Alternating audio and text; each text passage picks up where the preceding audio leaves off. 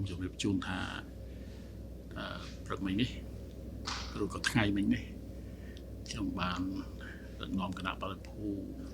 កម្ពុជាយើងទៅចូលរួមនៅក្នុងកិច្ចប្រជុំរដ្ឋមន្ត្រីការបរទេសពិសេសនៅទីក្រុងកូឡាឡាំពួរប្រទេសម៉ាឡេស៊ីដើម្បីពិភាក្សាគ្នាអំពីសភាពការព្រំដែនរវាងកម្ពុជាហើយនិងថៃតាមការសង្កេតឃើញគឺរដ្ឋមន្ត្រីការបរទេសទាំងអស់លើកលែងតែប្រទេសមួយទេដែលជាប់កិច្ចការងារក្នុងស្រុកអត់បានអញ្ជើញមកប៉ុន្តែក្រៅពីនេះគឺរដ្ឋមន្ត្រីការបរទេសទាំងអស់បានមកចូលរួមហើយបង្ហាញអំពីការយកចិត្តទុកដាក់ចំពោះការរកដំណោះស្រាយដោយសន្តិវិធីចំពោះ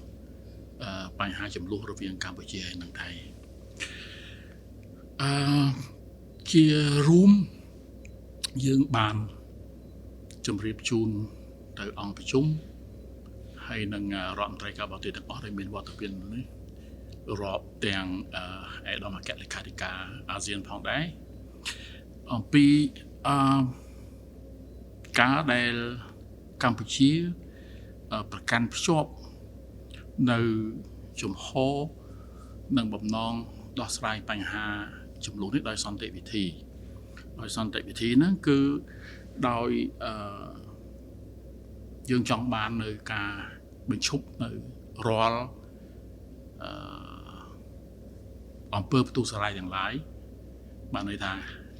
ការវាយប្រហារគ្នាទៅវិញទៅមកហើយការវិលត្រឡប់ទៅរកបទឈប់បាញ់គ្នាដែលបានឯកភាពគ្នាកាលពីថ្ងៃ28ខែកក្កដាកន្លងទៅនិងការគោរពការវិលត្រឡប់ការគោរពនិងការអនុវត្តនៅសេចក្តីថ្លែងការណ៍រួមទីក្រុងកូឡាឡាំពួរកាលពីថ្ងៃទី26ខែតុលាចង់ជម្រាបជូនរំលឹកឡើងវិញបន្តិចថាសេចក្តីថ្លែងការណ៍ទីក្រុងកូឡាឡាំពួរនេះគឺជាកិច្ចព្រមព្រៀងមួយហៅថាកិច្ចព្រមព្រៀងបញ្ចុះដែលត្រូវបានចុះហត្ថលេខាដោយនាយករដ្ឋមន្ត្រីកម្ពុជានិងនាយករដ្ឋមន្ត្រីថៃនិងចុះហត្ថលេខាដោយឯកឧត្តមនាយករដ្ឋមន្ត្រីអាន់វ៉ាអ៊ីប្រាហ៊ីមនៃប្រទេសម៉ាឡេស៊ីជាសាក្សីនិងលោកប្រធានាធិបតីអាមេរិកដូណាល់ត្រាំជាសាក្សីផងដែរកិច្ចព្រមព្រៀងនេះជាឯកសារមួយដែលបាន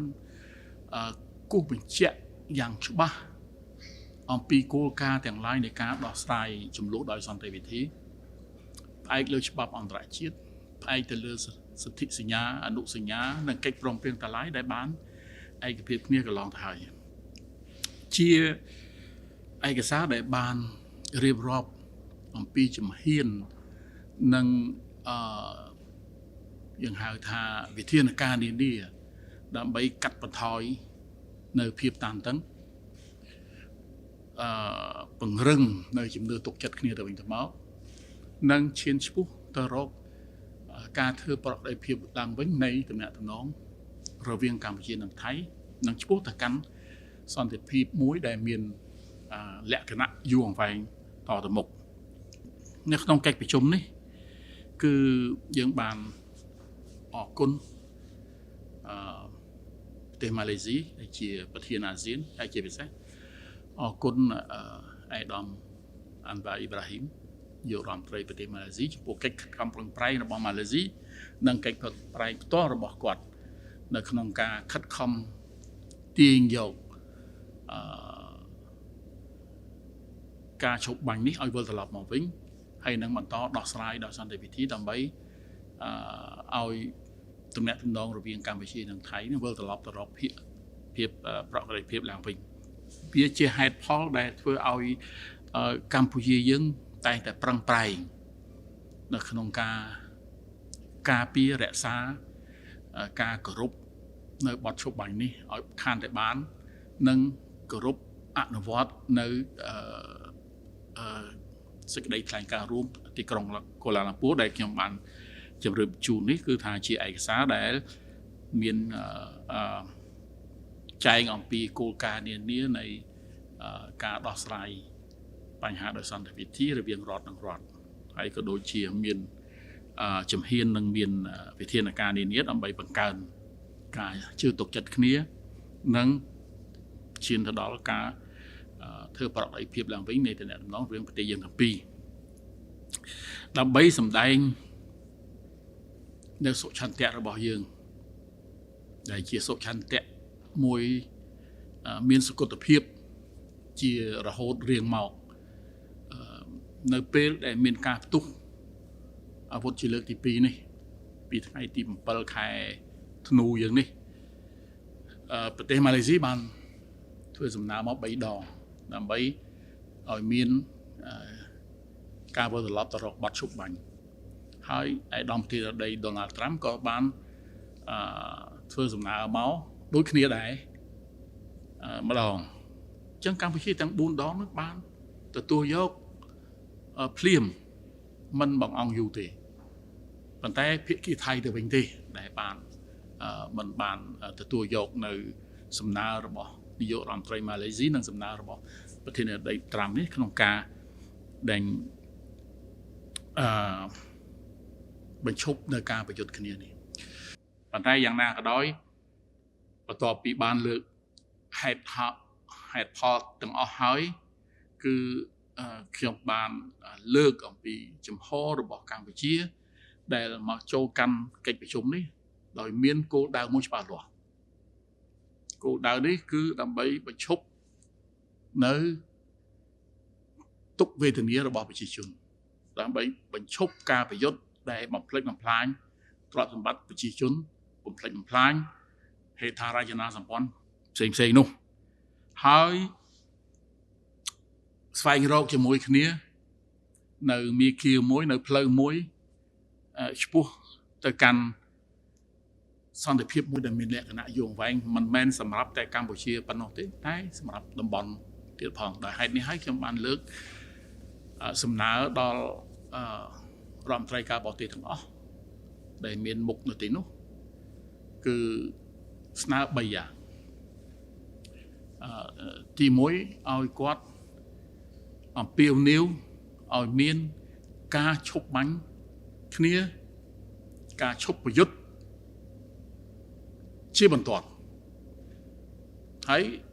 ខ្ញុំបានលើកទៀតថាបើមានការឯកភាពអញ្ចឹងកម្ពុជាអាចស្នើថា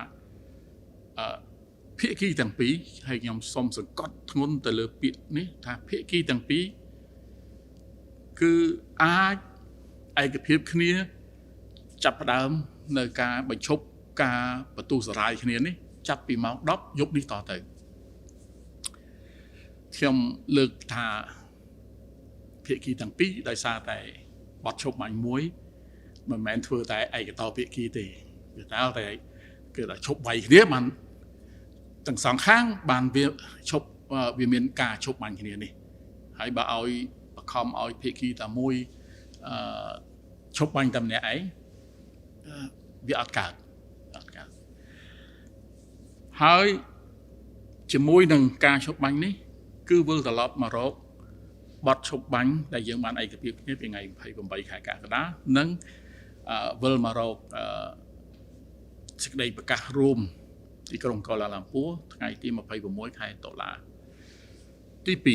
2ខ្ញុំក៏បានស្នើឲ្យអង្គប្រជុំទាំងមូលអំពាវនាវឲ្យមានការវិលត្រឡប់មកវិញរបស់យោធាទាំងសងខាងកម្លាំងយោធាទាំងសងខាងទៅកាន់ទីតាំងដើមរបស់ខ្លួនរៀងខ្លួនមុនពេលដែលចំនួននេះបានកើតឡើងហើយសំខាន់មួយទៀតគឺអនុញ្ញាតឲ្យប្រជាជនស៊ីវិលដែលធ្លាប់រស់នៅតាមតំបន់ព្រំដែននេះហើយដែលបានរត់ចេញដោយសារតែខ្លាចប៉ះពាល់ដោយសារសង្គ្រាមនេះគឺអនុញ្ញាតឲ្យអ្នកទាំងអស់នោះវិលត្រឡប់ទៅកាន់គេហដ្ឋានរបស់ខ្លួនដោយកាលពីមុនសង្គ្រាមនេះផ្ទុះឡើងហើយទី3គឺដោះស្រាយបញ្ហាចំនួនតែតាមវិធីសន្តិភាពតែប៉ុណ្ណោះដោយសន្តិវិធីតែប៉ុណ្ណោះមិនប្រើប្រាស់កម្លាំងហើយស្របតាមច្បាប់អន្តរជាតិស្របតាមអនុសញ្ញាសន្ធិសញ្ញានិងកិច្ចព្រមព្រៀងដែលយើងមានរួមជាមួយគ្នានេះគឺជាបញ្ហាសំខាន់ ហើយយើងសង្កត់ធ្ងន់ទៅលើការវិលត្រឡប់ទៅរកសេចក្តីប្រកាសរួមទីក្រុងកូឡាឡាំពូវិញហើយទីបញ្ចប់ក៏ខ្ញុំបានរំលឹកទៅដល់អង្គប្រជុំដែរថាទាហានយើង18នាក់ត្រូវបានចាប់ឃុំខ្លួនដោយខុសច្បាប់អញ្ចឹងសូមឲ្យអង្គប្រជុំគឺថារួមគ្នាគឺថាអំពាវនាវឲ្យមានការដោះលែងទាហានរបស់យើងទាំង18នាក់នេះហ្នឹងអញ្ចឹងគឺជាការដែលអ្វីដែលខ្ញុំបានលើកនៅក្នុងកិច្ចប្រជុំនេះជាចំណុចសំខាន់ដែលខ្ញុំបានលើកក្នុងកិច្ចប្រជុំនេះជាចំហបន្តទៅទៀតរបស់កម្ពុជាបើយើងផ្អែកមើលទៅលើលទ្ធផលនៃកិច្ចប្រជុំនេះតើលទ្ធផលនៃកិច្ចប្រជុំនេះវាជាលទ្ធផលយ៉ាងដូចម្តេចយើងឃើញថារដ្ឋមន្ត្រីការបរទេសទាំងអស់របស់អាស៊ានគឺបានគាំទ្រនៅការដោះស្រាយចំនួនដោយសន្តិវិធីអំពាវនាវឲ្យមានការវិលត្រឡប់ទៅរកបាត់ឈប់បាញ់ថ្ងៃទី28អំពាវនាវឲ្យវិលត្រឡប់ទៅរកការគោរពនិងការអនុវត្តនៅសេចក្តីប្រកាសរួមទីក្រុងកូឡាឡាំពូថ្ងៃទី26ខែតុលានេះជាចំណុចមួយធំជាចំណុចមួយសំខាន់ដែរហើយក៏អំពាវនាវឲ្យប្រទេសទាំងពីរកម្ពុជានិងថៃដោះស្រាយចំនួនរបស់ខ្លួនដោយសន្តិវិធីអង្គប្រជុំក៏បានចែករំលែកនៅសមានចិត្តនិងមរណទុក្ខចំពោះជនរងគ្រោះទាំងឡាយដោយសារតែសង្គ្រាមនេះហើយក៏បានសម្ដែងនៅកង្វល់នៃអំពើហិង្សាដែលកើតឡើងហើយក៏បានសម្ដែងនៅសមានចិត្តចំពោះប្រជាជនដែលត្រូវភៀសខ្លួនត្រូវភៀសសឹកហើយមកដល់ម៉ោងនេះគឺថាជិត1លាននាក់រួចទៅហើយទាំងសងបើរាប់ទាំងសងខាងនៃព្រំដែនរបស់យើងហើយក៏អ្វីដែលជាចំណុចមួយសំខាន់ដែរគឺអង្គប្រជុំបានអំពាវនាវឲ្យមានការអនុញ្ញាតឲ្យប្រជាជនដែលបានភៀសសឹកនោះវិលត្រឡប់ទៅកាន់គេហដ្ឋានដើមរបស់ផ្ទះសម្បែងដើមរបស់គាត់វិញហើយបានប្រកបមុខរបរជាធម្មតារបស់គាត់ឡើងវិញហើយអង្គប្រជុំក៏បានលើកអំពីគោលការណ៍នៃច្បាប់អន្តរជាតិការរស់នៅដោយសន្តិវិធីជាមួយគ្នាការដោះស្រាយបញ្ហាចំនួនប្រកបទៅដោយស្ថិរភាពយូរអង្វែងហើយក៏ទាំងអស់នេះបើយើងមើលទៅជាចំហរបស់កម្ពុជាតែម្ដងវាស្របជាមួយនឹងចំហរបស់កម្ពុជាតែម្ដងហើយអង្គប្រជុំបានចេញនៅសេចក្តីប្រកាសសេចក្តីថ្លែងការណ៍មួយរបស់ប្រធានអាស៊ានដែលឆ្លុះបញ្ចាំងអំពីលទ្ធផលនៃកិច្ចប្រជុំនេះដូចខ្ញុំបានរៀបរាប់មកនេះអញ្ចឹងបានប៉ុណ្ណេះហើយយើងត្រូវយល់ថាទាំងកិច្ចប្រជុំទាំងលទ្ធផលទាំងសេចក្តីថ្លែងការណ៍របស់ប្រធានអង្គប្រជុំរបស់ប្រធានអាស៊ាននោះគឺមានលក្ខណៈជានយោបាយមានលក្ខណៈជានយោបាយកិច្ចប្រជុំនេះមិនមែនជាការកាត់សេចក្តីអីទេដែលមានលក្ខណៈផ្លូវច្បាប់ចាប់បង្ខំឲ្យមកខាងធ្វើចេះធ្វើអញ្ចោះក៏ប៉ុន្តែការដែលកម្ពុជាយើងបានស្នើឲ្យរដ្ឋមន្ត្រីការបរទេសនានាអំពាវនាវឲ្យមានការឈប់បាញ់គ្នាឈប់ប្រយុទ្ធគ្នាហើយដែលកិច្ចប្រជុំនេះបានគាំទ្រនោះគឺតែជាសញ្ញាមួយឲ្យឃើញថានិន្នាការរបស់អាស៊ានទាំងមូលគឺ ស្របនឹងគ្រប់គ្រងចំពោះចំហរបស់កម្ពុជាយើងអញ្ចឹងក៏មានការប្រជុំមួយដើម្បីវិភាគសាគ្នាជាក់ស្ដែងថាតើធ្វើម៉េចសម្រេចបាននៅការឈប់ប្រយុទ្ធគ្នានិងការឈប់ច្បាំងគ្នានេះហើយធ្វើម៉េចដើម្បីយើងឈានឆ្ពោះទៅរកដំណោះស្រាយដោយសន្តិវិធីនិងសម្រេចបានសន្តិភាពនោះគឺចេញពីកិច្ចប្រជុំនេះគឺយើងបានឯកភាពគ្នាថាឥឡូវយើងនឹងរៀបចំនៅកិច្ចប្រជុំ GBC នេះគឺជាកិច្ចប្រជុំរបស់គណៈកម្មការព្រំដែនទូទៅដែលដឹកនាំដោយរដ្ឋមន្ត្រីការពារជាតិទាំងសងខាងបានន័យថាកម្ពុជាខាងមេដឹកនាំកម្ពុជាខាងយោធាទាំងសងខាងនឹងជួបគ្នាហើយយើងក៏បានពិភាក្សានឹងឯកភាពគ្នាថានៅថ្ងៃទី24ខាងមុខនេះចង្ខានស្អែកនេះនឹងមានកិច្ចប្រជុំ GBC នេះហើយដែលនឹងជួបគ្នាដើម្បីពិភាក្សាអំពីការអនុវត្តបទឈប់បាញ់និងការត្រួតពិនិត្យការអនុវត្តបទឈប់បាញ់នេះព្រោះថាយើងមានបទឈប់បាញ់យើងត្រូវមានការត្រួតពិនិត្យហើយស្អីដែលសំខាន់ដែរនោះគឺឯកភាពគ្នានិយាយគ្នាថាយើងត្រូវកាត់បន្ថយនៅភាពតានតឹងអញ្ចឹងខ្ញុំក្នុងនាមកម្ពុជាក៏បានស្នើថាពីនេះទៅដល់ថ្ងៃប្រជុំយើងធ្វើម៉េចបកលក្ខណៈអំណោយផលទៅដល់ការប្រជុំនេះដើម្បីឲ្យកិច្ចប្រជុំនេះមានលទ្ធផលវិជ្ជមានសម្រាប់ប្រទេសយើងទាំងពីរនេះគឺយើងបាន